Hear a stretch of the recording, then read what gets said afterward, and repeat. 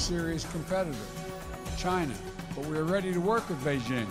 On today's World Insight, cooperation amid competition or cutthroat rivalry, the direction of China-U.S. relations under a new U.S. administration, and hurdles to mass COVID vaccinations. How worried should we be? Insights from the Director General of the International Vaccine Institute. We don't really know. The studies that we have done to date, they're not designed to look at protection of communities.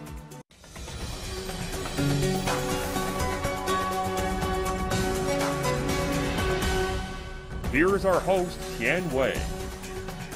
Hello and welcome to World Insight. I'm Tian Wei. After a heavy string of relations in the Trump years, where do the world's two largest economies, China and U.S., go from here? The new U.S. administration is finding its footing in approaching China while dealing with surging COVID infections and deaths at home. Gestures of goodwill have been extended to a certain extent to set a positive tone on relations, though many hope there could be more. What are the chances of getting relations back on a positive track? Is this what both sides want? Let's loop in our panelists.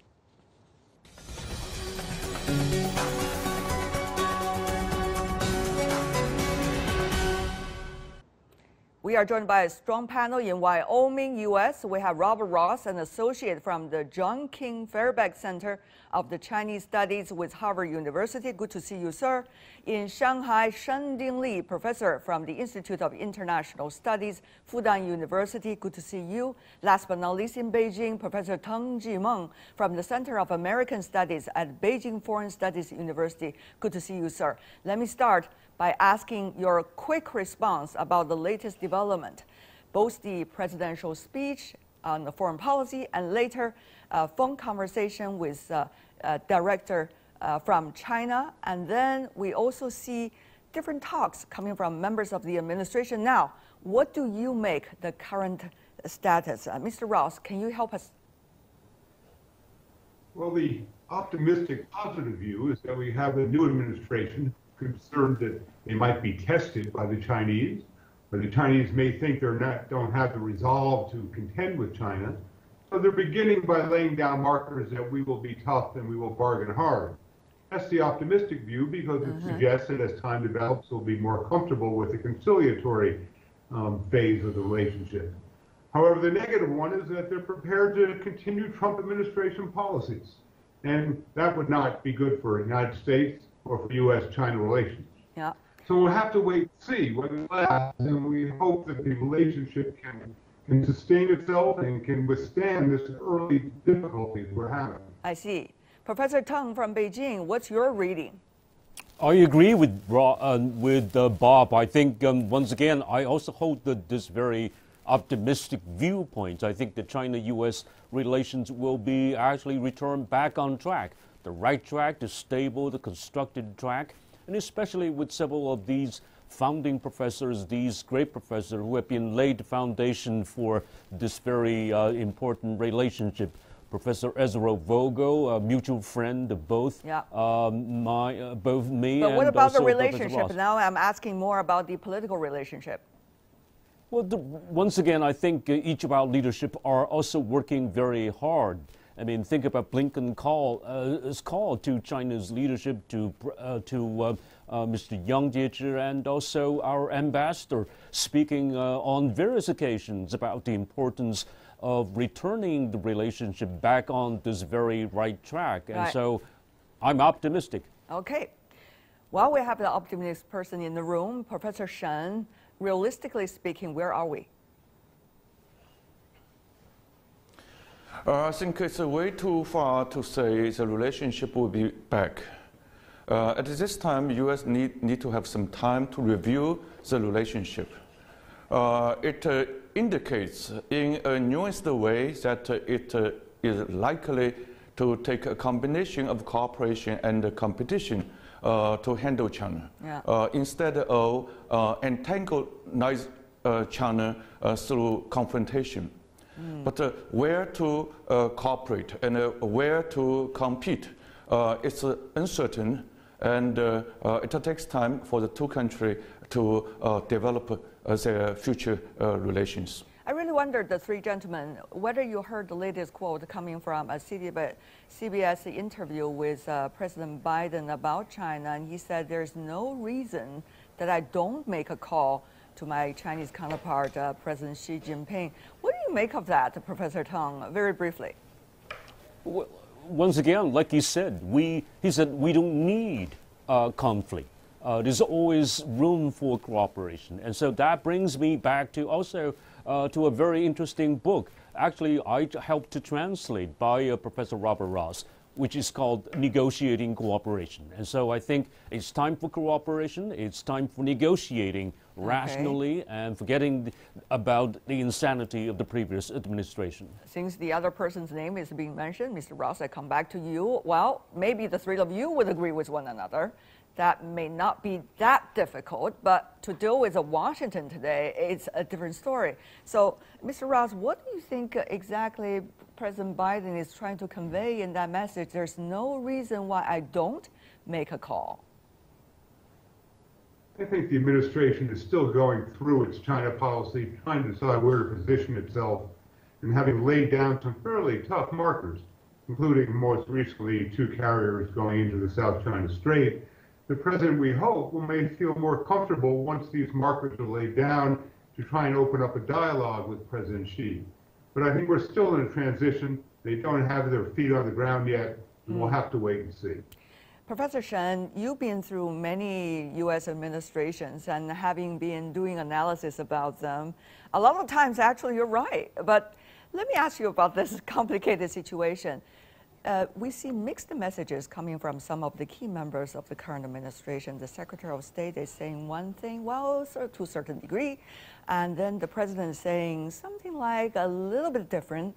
And then we also have different people when testify at the Capitol Hill trying to get their position, saying different things about China. So Professor Shen, should we take these words seriously, or actually we should be more certain in a way, because that's how an administration began?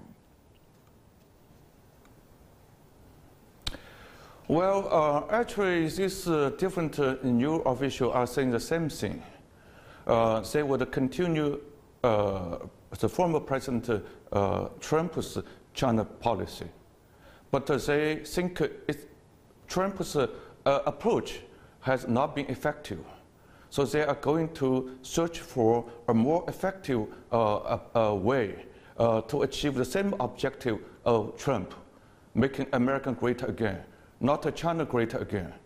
So with China as number 2 in terms of the economic output and the general global international competitiveness, U.S. has a great consensus forged by the former President Biden, that China is catching up and China is going to on a par with the U.S. probably in the next 1 or 2 decades. So U.S. people have been mobilized, no matter Biden or Trump.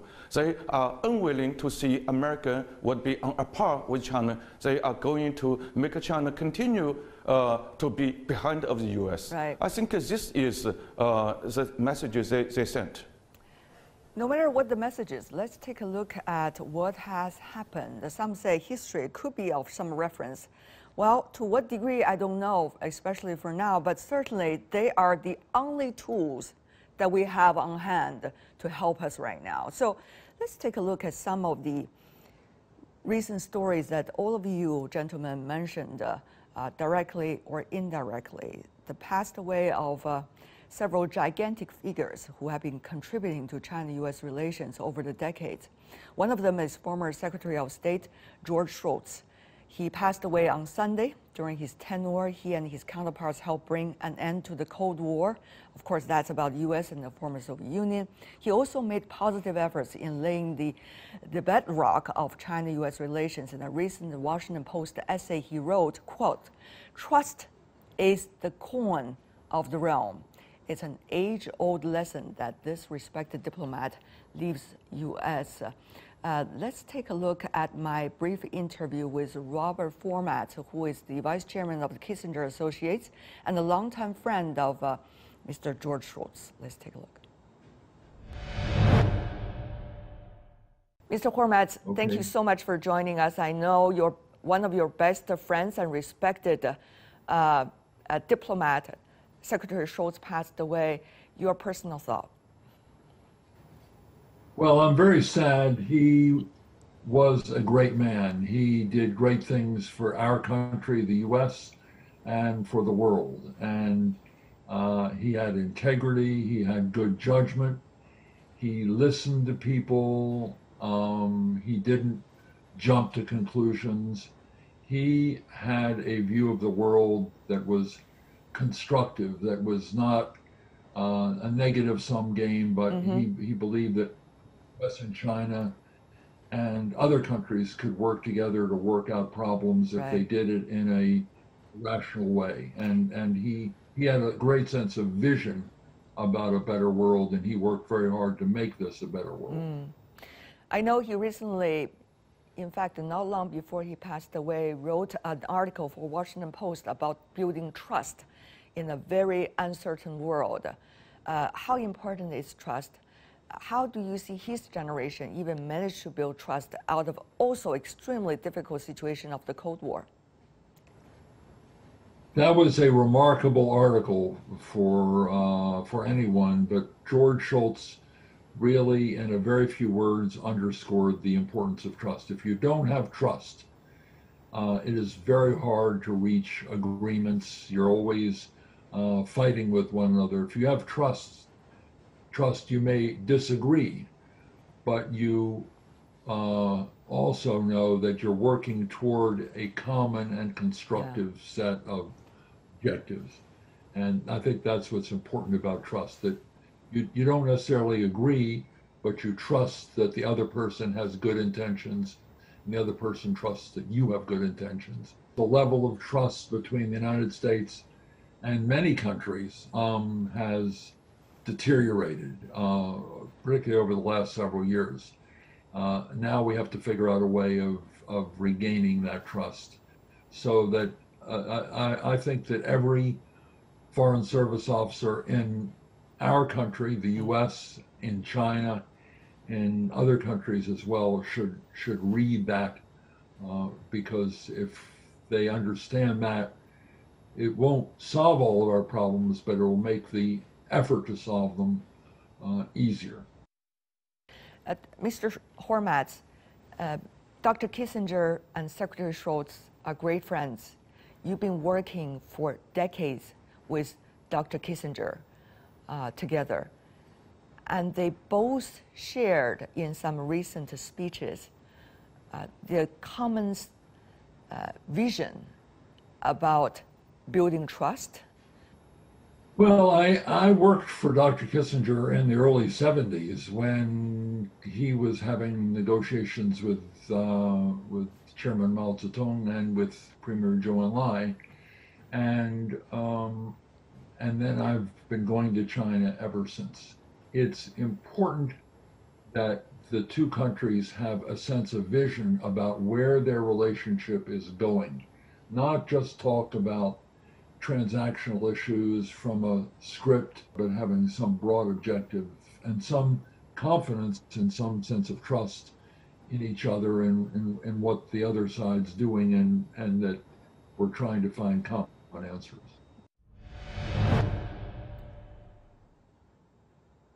That was earlier Robert Hormats, the then Under-Secretary of State, talking about the legend of Secretary George Shultz. It is not only one figure that we're talking about today, but several gigantic figures trying to create sound China-U.S. relations that passed away. One of them is Professor Ezra Vogel.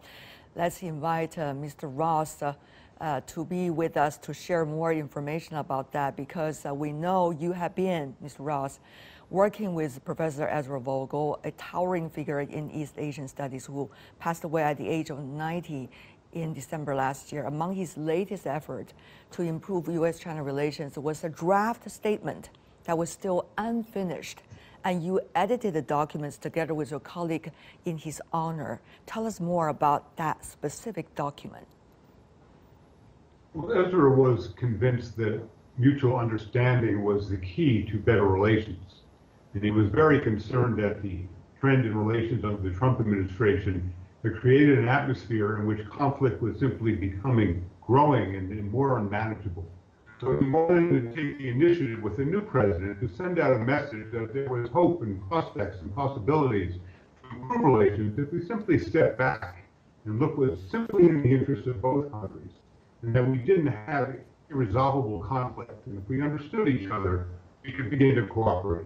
Now, of course, for Ezra, the easy, low-hanging fruit was academic cooperation, but it was also climate change, it was also world health, but there was a range of issues. It could be North Korea, it could be Iran. The United States and China need to cooperate rather than just see competition. But even for the competition, Ezra understood that it need not be escalatory, get out of hand, but that understanding each other, working together, we can manage this cooperation so that we can cooperate at the same time. And that's what he was trying to convey with that statement. You know, Professor, Mr. Ross, I know that Professor Vogel has been focusing on the academic in-depth understanding of a culture when doing political analysis about that specific country. And he's been advocating that to particularly the younger generation of diplomats and also China watchers. But it seems that some in the latest generation have a very different view. They thought it is too old-fashioned, or they thought it is too far away from the reality of politics and geopolitics. Your take? Well, a number of things there. One, Ezra, yes, was committed to academics using their knowledge to help in U.S.-China relations rather than simply write articles and books for a narrow group of academics with dense footnotes and dense writing. So he wore two hats. He was foremost a scholar, but he was also a public person who believed in service, who believed in contributing to better relations between the United States and China, whether it was in the government, whether it was through his writings, but he believed that academics could play a role. And that was just critical, and in this time, we need that more than ever. Because we can't simply allow the Beltway, the think tanks, the policy analysis to drive the relationship. Right. Because their view of the relationship is deeply colored by the Washington community looking at China as a competitor rather than trying to understand the relationship. Thank you very much, Professor Ross. I think I learned a lot. We hope many could also learn from the inspirations of the two persons that we mentioned. Let me invite back our panel again, because the other two gentlemen have also been interacting in various occasions with the two figures, Secretary Shultz and Professor Vogel, over the decades. But my question more, for example, Mr. SHEN, Professor SHEN, is more about what's next. It seems that we're still testing the temperature. It seems that it's not on the priority of the U.S. to think about an overall strategy toward China and approach toward China. But from the Chinese side, it is very important to see a sound relationship with the United States. One could argue the other way around too, but Professor SHEN, so what's next? So next for America is take time to breathe, to reflect, to review. For whatever the policy that Trump has been right. For instance, in American view, to decouple between China and the U.S. in technology, most likely Biden will continue. And the Congress would not allow its government not to continue. And, but for global governance, like climate change and regional stability concerning Iranian nuclear issue, and U.S. would return to various regional and global regime and partner with other stakeholders to work together. So Biden needs to reflect. Also, he does not want to repeat what Trump has done, isolate American ally, beating each of them, and beating friends, beating competitors. Yeah. He wants to unite with a friend and to discuss. at least politically, how to work together to treat their relationship with China. So it's not Americans' policy, it is America plus. It's France joint policy. He wants to be politically right. Therefore, he sent a message, I will call, but please wait a moment. Right. Mr. Ross, of course, the allies of the U.S. might have now a somewhat different agenda when it comes to how to deal with China, because their economic, political, and social relations with China might be very different. So what do you think that it is possible to have a so-called unified approach, U.S. and allies, and also what do you think will be next?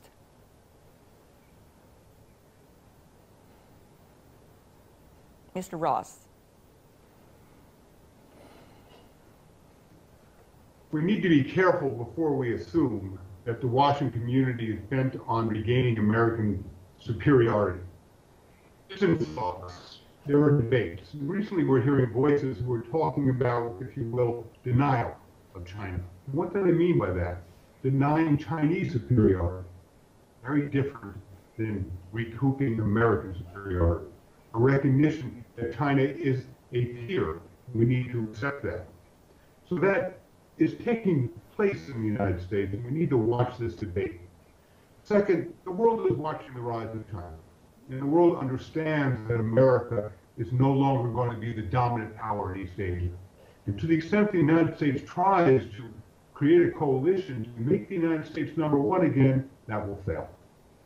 But countries in the region want American presence, whether it's Singapore, the Philippines, Korea, Japan, and so they want to cooperate with us, but not in an environment which says, America says to them, you're on our side against China, but rather in a two great powers who are mutually cooperating and competing, and they can cooperate with both.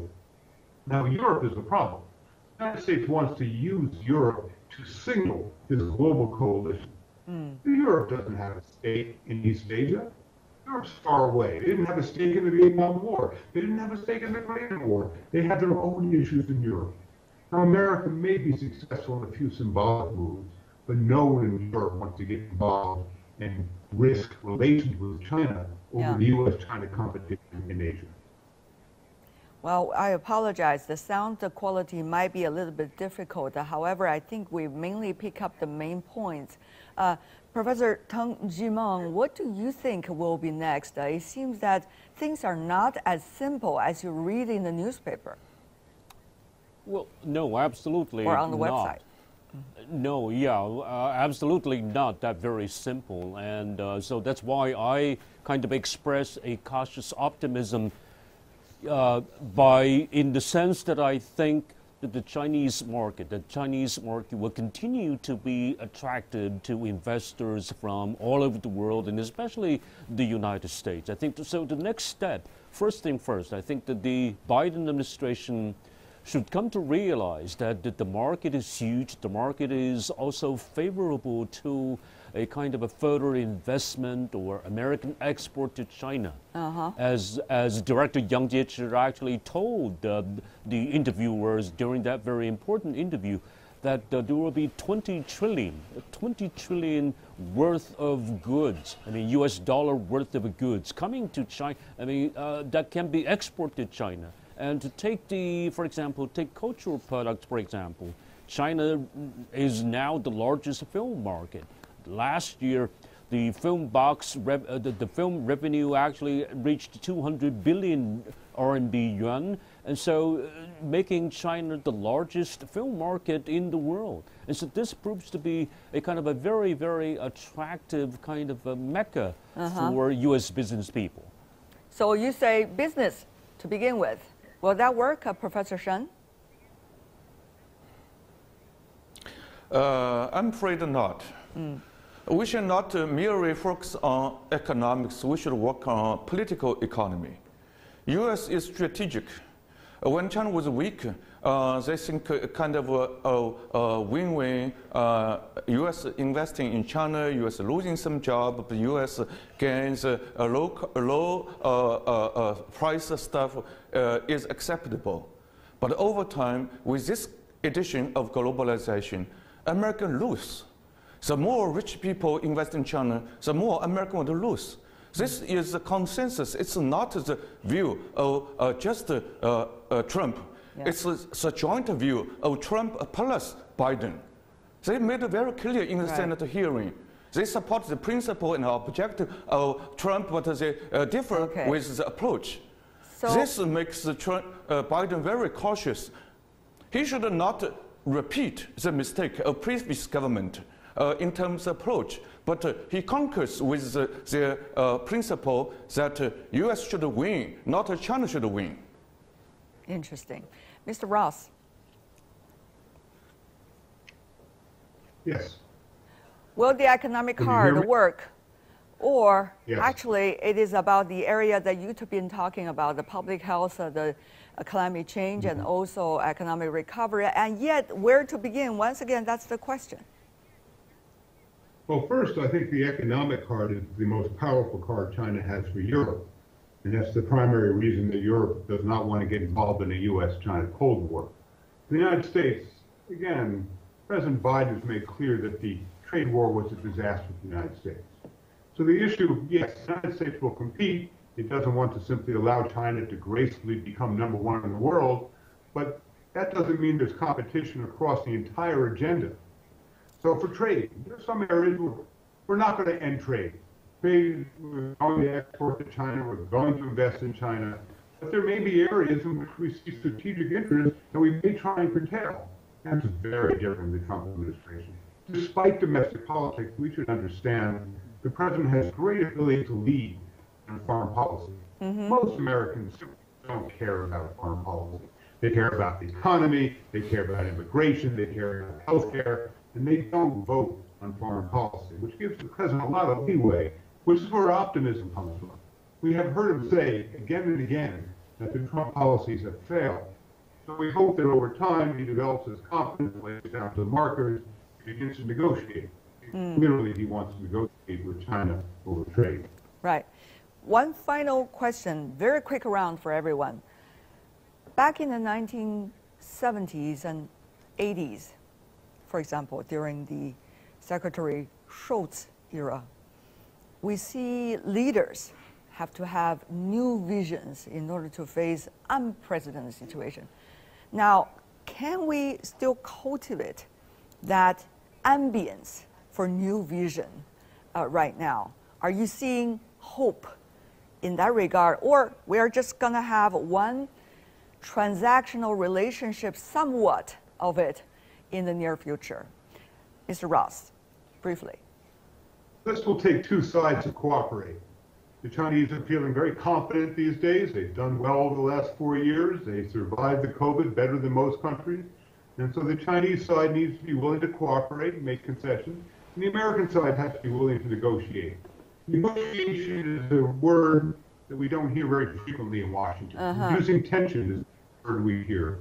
So going forward, there can be hope if we focus on interests instead of simply hurling accusations across the Pacific Ocean. All right. Professor Teng. Well, Quick my round, words, yeah, I think that we should let the process of convergence continue, and we be respectful of our valid differences and then work together to overcome those differences. Okay. At the same time, leaders should also learn and understand and practice what we call the virtue, and so that we can serve the people on both sides of the Pacific Ocean. I see. Professor SHEN, DINGLI, last but not least.